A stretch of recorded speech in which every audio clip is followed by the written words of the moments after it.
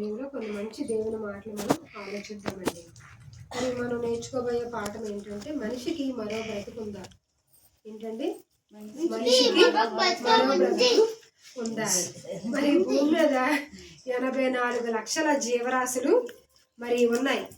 ప్రకృతిలో చూస్తాం, ఈ సృష్టిలో చూసాం అనుకోండి, ఎన్నో రకాలు మరి జంతువులు, పక్షులు, జీవరాశులు ఎన్నో ఉన్నాయి కదండి. ఉన్నాయా లేదా? ఎన్నో ఉన్నాయి. మరి ఇవన్నీ కూడా మరి చాలా జ్ఞానము కలిగి ఉన్నాయి. ఉన్నాయా లేదా? చాలా జ్ఞానము. ప్రకృతిలో దేవుడు చేసిన ప్రతిదీ కూడా ఎలా ఉన్నదంటే చాలా జ్ఞానం అనేది కలిగి ఉన్నది. మరి భూమి మీద మనిషి ఎలా బ్రతుకుతున్నాడంటే అన్నీ లోపరుచుకుంటున్నాం. అవునా కాదా? ప్రతిదీ లోపరుచుకుంటున్నామా? ఒక కోడిని పెంచుకుంటాం, మనం పిల్లగానే వస్తుందా లేదా? ఎక్కడికి వెళ్ళిపోయినా సరే ఏం చేస్తుంది? సాయంకాలం అవగానే మన దగ్గరికి వస్తుందా లేదా? ఒక కుక్కను పెంచుకుంటున్నామా? ఆ కుక్కను పెంచుకుంటే మన మాటే వింటది. అవునా? కూర్చో అంటే కూర్చుంటది, అరద్దు అంటే అరకుండా ఉంటుంది. అవునా కాదా? ప్రతి జీవరాశిని కూడా మనం ఒక ఏనుగుని పెంచుకున్నా, దేన్ని ఏదైనా సరే, ఒక సింహాన్ని కానీ పుల్ని కానీ దేన్ని పెంచుకున్నా మన మాట వింటుందా లేదా? మనం ఎలా చెప్తే అలాగే వింటుందా లేదా? ప్రతిదీ కూడా మనిషి లోబరుచుకుంటున్నాడండి. ప్రతిదీ కూడా. అవునా కాదా? ప్రతిదీ కూడా ఏది కావాలంటే అది తింటున్నావా లేదా? ప్రతిదీ కూడా అనుభవిస్తున్నావా? దేవుడిచ్చింది ప్రతిదీ చక్కగా అనుభవిస్తున్నామండి. అయితే ఈ ప్రకృతిలో మరి అన్నింటినీ లోబరుచుకున్న ఈ ప్రకృతిలో మరి పెత్తనం చేస్తుందంట ఈ మనిషే కదా. ప్రతిదీ కూడా మనిషి ఏం చేస్తాడు? పెత్తనం చేస్తాడా లేదా? ఎక్కడ కావాలంటే అక్కడ వెళ్ళిపోతున్నాం, ఏది తినాలంటే అది తింటున్నాం, ప్రతిదీ అనుభవిస్తున్నామా లేదా? అయితే మరి అన్నీ కూడా మనిషి అనుభవిస్తున్నాడా ఈ భూమి మీద? ప్రతిదీ కూడా అనుభవిస్తున్నాడు. చాలా సంతోషంగా ఉంటున్నాడు. తన కొరకు మంచి మంచి ఇల్లులు కట్టుకుంటున్నాడు, కార్లు కొనుక్కుంటున్నాడు, బిల్డింగులు కట్టుకుంటున్నాడు, అన్నీ కూడా సమకూర్చుకుంటున్నాడా లేదా? ప్రతిదీ కూడా. లోటు అనేది ఉన్నదా? లోటు అనేది లేదు. దేవుడు ప్రకృతిలో ప్రతిదీ ఇచ్చాడు కాబట్టి ప్రతిదీ కూడా అనుభవిస్తున్నాడు. ఇల్లు కావాలంటే ఇల్లు, మరి కార్ల మీద కావాలంటే కార్లు, ట్రైన్ మీద, బస్సుల మీద, అన్నిటి మీద తిరుగుతున్నామా? అన్నీ అనుభవిస్తున్నామా? జంతువులు అలాగ వెళ్తున్నాయండి. కారు మీద వెళ్తుందా జంతువు ఎప్పుడైనా? ఒక కుక్కని మరి కారు డ్రైవింగ్ చేసుకొని నేను ఎక్కడికో షికారుకి వెళ్తాను, బీచ్కి వెళ్తాను అని అంటదా? కోడి అంటదా? లేదు. సృష్టిలో ఎవరు గొప్పవారు? మనమే. మనం ఎవరివి? దేవుడికి పిల్లలవి. మనకి ప్రతిదీ చేశాడా లేదా? మన గురించి అన్ని పెట్టుబడి పెట్టాడా? ప్రతిదీ చేశాడు. మరి మనిషి అన్నీ కూడా సమకూర్చుకుంటున్నాడు. భూమి మీద శాశ్వతం అనుకుంటున్నాడు. ఇక్కడే జీవితము, చక్కగా బ్రతుకుదాము, ఇదే మనకు శాశ్వతంగా అనుకుంటున్నాడా లేదండి? ప్రతిదీ కూడా ఆలోచించుకొని చక్కగా ఇల్లు కట్టుకుంటాడు, బంగారం సంపాదించుకుంటాడు, డబ్బు సంపాదించుకుంటాడు, అన్ని టైం టు టైం చేసుకుంటున్నాడా? ప్రతిదీ చక్కగా అన్ని చేసుకుంటున్నాడు మనిషి. కానీ ఎప్పుడు చనిపోతున్నాడో మనిషికి తెలుసా? తెలీదండి. ఈ రోజు ఉంటామో తెలీదు. ఈ రోజే మా ఇంటి దగ్గర ఒక ఆవిడ చనిపోయింది. మరి ఆవిడ ఈ రోజు ఉంటానని అనుకుందా? ఉంటానని అనుకుంది. మరి చక్కగా ఉంటాను, చనిపోతానని అనుకోలేదు. ఎంతో మంది. నిన్న ఒక అతనేమో బస్సు వచ్చేస్తుంది, ఇతను ఎక్కడికో వెళ్తున్నాడు, సడన్ గా బస్సు వచ్చింది. అతను ఏం చేశాడు? వెంటనే అమ్మో బస్సు వచ్చేస్తుందని చెప్పేసి పారిపోయాడు, సైకిల్ వదిలేసి. అంటున్నాడు చావు అంచుల దాకా నేను వెళ్ళి వచ్చాను అంటున్నాడు. ఇంకొక అతను ఏం చేశాడు?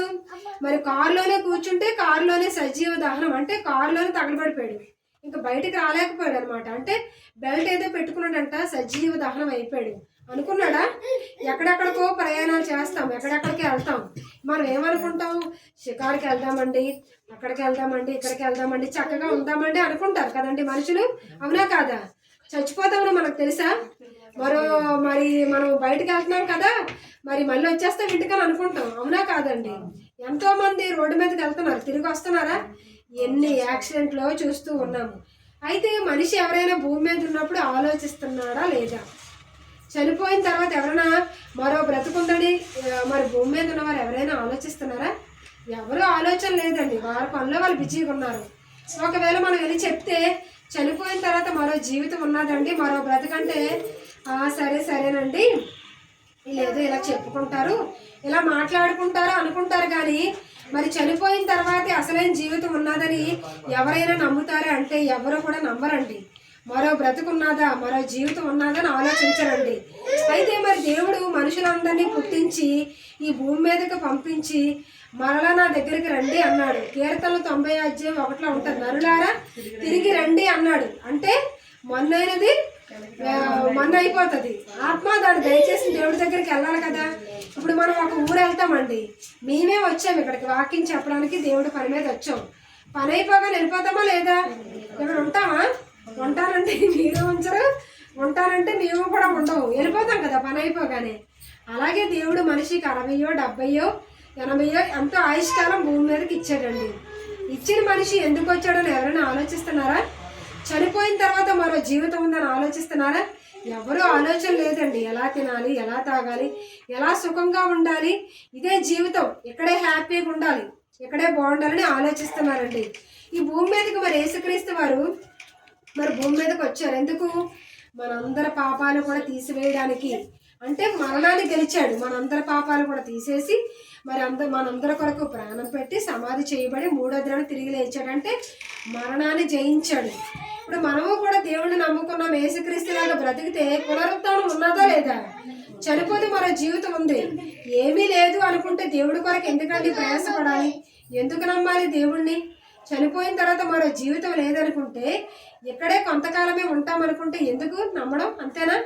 మరి మనిషి ఒక ఊరెళ్ళి మళ్ళీ ఏమనుకుంటాడు, అమ్మో మా సొంత ఊరికి వెళ్ళిపోవాలండి, ఇది నాకు శాస్త్రం కాదండి, నేను వెళ్ళిపోవాలండి, పని మీద వచ్చాను, పని ముగించుకొని. ఒక సూర్యుడు వచ్చాడండి, పని ముగించుకొని వెళ్ళిపోయాడా లేదా? ఒక చంద్రుడు వచ్చాడా? పని ముగించుకొని వెళ్ళిపోయాడు. ప్రకృతిలో అన్నీ తెలుసండి, ప్రకృతికి ఎందుకు వచ్చిందో ప్రకృతికి అంతా తెలుసండి. కానీ భూమి మీదకి వచ్చిన మనిషి మరి వచ్చిన పని మర్చిపోయాడండి, దేవుడు పంపించాడు. అంతేనా? దేవుడు పంపిస్తేనే వచ్చాం, అవునా కాదా? మధ్యలో దేవుడి గురించే బ్రతకాలా? పని అయిపోగానే వెళ్ళిపోవాలి. ఎవరైనా ఉంటానంటే ఉంచుతారా? మరణం వచ్చింది ఇప్పుడు మా ఇంటి దగ్గర ఒక ఆవిడకి, ఉంటానంటే ఉంచారా? శవాన్ని తీసుకెళ్ళిపోండి, కంపు కొట్టేస్తుందండి, వాసన వచ్చేస్తుందండి, రేపటి నుంచి మేము డ్యూటీలకు వెళ్ళిపోవాలండి అని అంటారా లేదండి? అంటారా? శవం దగ్గరికి అసలు ఉండరు, వస్తారు, కాసేపు అయింది వెళ్ళారు, శవం దగ్గర చూసి మరి వచ్చారు. మరి చనిపోయిన తర్వాత ఏమవుతుందని ఆలోచిస్తారా? నరులట ఎరగరంటండి. చనిపోయిన తర్వాత ఏం జరుగుతున్నదని మనుషులు ఆలోచించారంట. అందుకే యేసుక్రీస్తు వారు ఏం చెప్తున్నారంటే, మరి ఆయన వచ్చి భూమి మీద బ్రతికి చనిపోయి మనకేం చెప్పారు? మరో జీవితం ఉన్నది అని చెప్పారు. మరి ఉదాహరణగా చూస్తే మరి ఒక గింజ, ఇప్పుడు మనం ఏదైనా సరే చింతపండు ఉంది, ఒక చింతపండు ఉంది, చారు చేసి చింతపండు భూమిలోకి పడేస్తామా లేదండి? పడేస్తామా? అది భూమి లోపలికి వెళ్ళిపోద్ది, చిన్న మొలక అవుతుంది, చిన్న మొక్క అవుతుంది, మొలకై పెద్ద చిన్న చెట్టు అయ్యి మహావృక్షం అయిపోతుందా లేదా? ఆ చెట్టు కింద ఎంతమంది కూర్చుంటారండి? ఎంత చింతపండు వస్తుంది అంటే, ఎంత చిన్న పిక్కలో అంత పెద్ద వృక్షం ఎలా దాగున్నది అంటే, దేవుడు అదే చెప్తున్నాడు. భూమి మీదకి వచ్చావు కదా, ఇది శాస్త్రం కాదు, ఇక్కడే శాస్త్రం అనుకుంటే, ఇదే జీవితం అనుకుంటే, చనిపోయిన తర్వాతే అసలైన జీవితం ప్రారంభం అవుతుంది. ఇక్కడ కొంతకాలమే ఉంటాము. ఇచ్చిన ఆయుష్కాలంలో మనం ఏం చెయ్యాలి? మనం నమ్ముకున్న దేవుడు ఎంత గొప్పవాడో, మనం దేవుడి గురించి ఎందుకు పుట్టామో, ఎందుకు ఈ భూమి మీదకి వచ్చామో అని తెలుసుకోవాలి. చనిపోతే మరో బ్రతుకు. ఇప్పుడు భూమి మీద ఒక వ్యాపారం చేసామనుకోండి, లాభం వస్తుందనే కదా చేస్తాం ఏ పని చేసినా, అవునా కాదండి? అంతేనా? ఏ పని చేసినా మనం ఏం చేస్తామంటే, మనకి రేపు అనేది భవిష్యత్తు. పిల్లలు చదివిస్తామండి, పిల్లలు స్కూల్లో చదివించినప్పుడు వాళ్ళు పెరిగి పెద్ద అయ్యి ప్రయోజకులు అవ్వాలనే కదా కోరుకుంటాం, వారి భవిష్యత్తు బాగుండాలనే కదా కోరుకుంటాం. అంతేగాని నువ్వు టైం పాస్కి చదువు, పర్వాలేదు, నా దగ్గర డబ్బు అయితే ఉంది, బాగా చదువుకో, నువ్వు ఎంత వరకు చదువుతో చదువుకో, తర్వాత నువ్వు ఉద్యోగం చేయక్కర్లేదని ఎవరైనా అంటారా?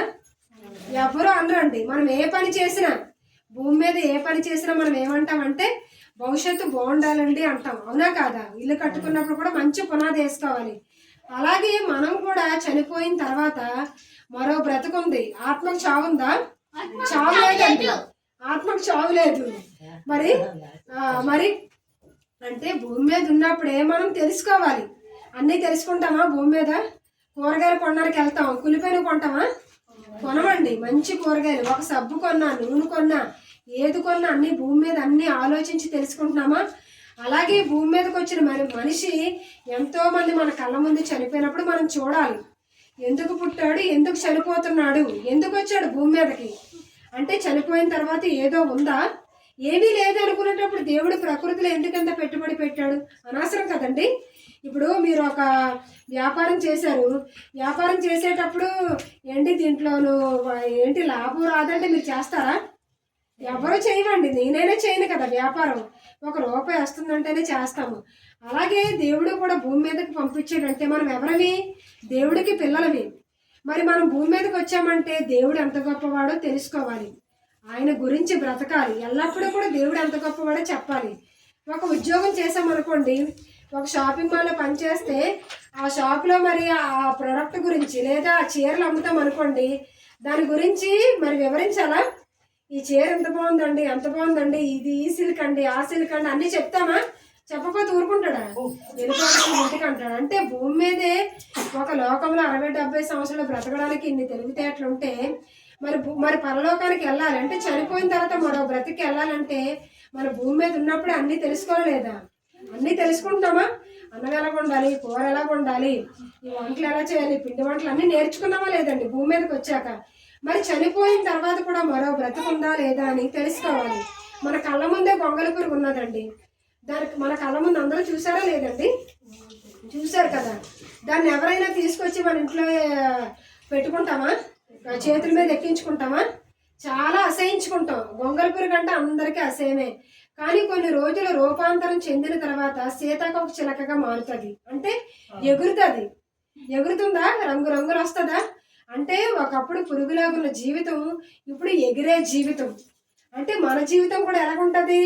భూమి మీద ఉన్నప్పుడు ఇక్కడ ఉన్నంతసేపు కష్టాలు, బాధలు, సమస్యలు ఇవన్నీ తట్టుకుంటూ కూడా దేవుడి గురించి బ్రతికితే, చనిపోయిన తర్వాత దేవుడిలాగా బ్రతికితే భూమి మీద, చనిపోయిన తర్వాత పరలోకానికి చేరుకుంటాం. అంటే మనం బ్రతుకుందా? ఉందా లేదండి? ఉన్నది. ఇక్కడే 60-70 సంవత్సరాలు ఇదేనా జీవితం? ఇది కాదు కదా. ఇది కొంతకాలమేనా? ఇంతలో కనబడి అంతలో మాయమైపోతున్నారండి. మన కళ్ళ ముందు ఎంతో మందిని చూసామండి. ఎంతో మంది మన బస్సుల్లో ఎంతో మంది చనిపోయారా లేదా? రాత్రి బాగే ఉన్నారు, ఉదయం చనిపోయారు. అంటే తెలుసా? తెలీదు, తెలుసుకోలేదు. భూమి మీద అన్నీ తెలుసుకుంటున్నారు.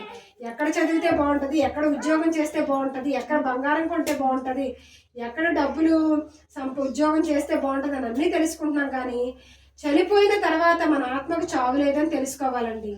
భూమి మీద ఉన్నప్పుడు తెలుసుకోలేదనుకో, చనిపోయిన వెంటనే ఆత్మ అగ్నిలోకి వెళ్ళి అనంతకాలం శిక్షలోకి వెళ్తుంది.